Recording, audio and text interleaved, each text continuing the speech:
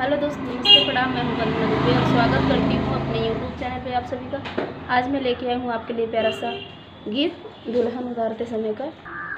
तो एक प्यारा सा दुल्हन उतारते समय का गीत सुना रही हूं, जो कि हमारी पूजा यादव के रिक्वेस्ट पे है।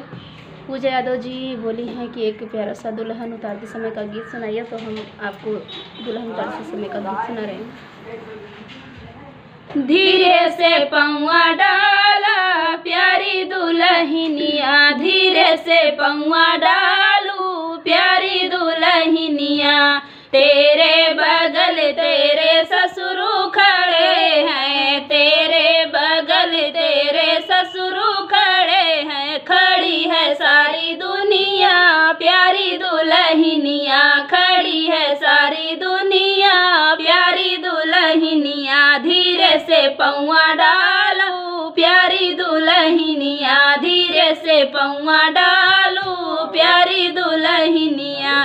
तेरे बगल तेरे जठवा खड़े हैं, तेरे बगल तेरे जठवा खड़े हैं। खड़ी है सारी दुनिया प्यारी दुल्हनिया, खड़ी है सारी दुनिया प्यारी दुल्हनिया। धीरे से पौआ डालू प्यारी दुल्हनिया, धीरे से पौआ डालू प्यारी दुल्हनिया।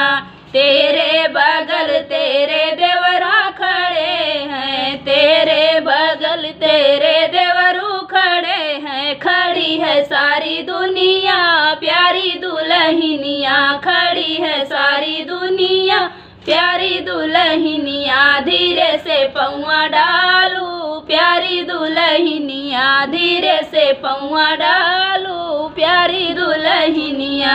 तेरे बगल तेरे नंदोई खड़े हैं, तेरे बगल तेरे नंदोई खड़े हैं। खड़ी है सारी दुनिया प्यारी दुल्हनिया, खड़ी है सारी दुनिया प्यारी दुल्हनिया। धीरे से पौआ डालू प्यारी दुल्हनिया, धीरे से पौआ डालू प्यारी दुल्हनिया।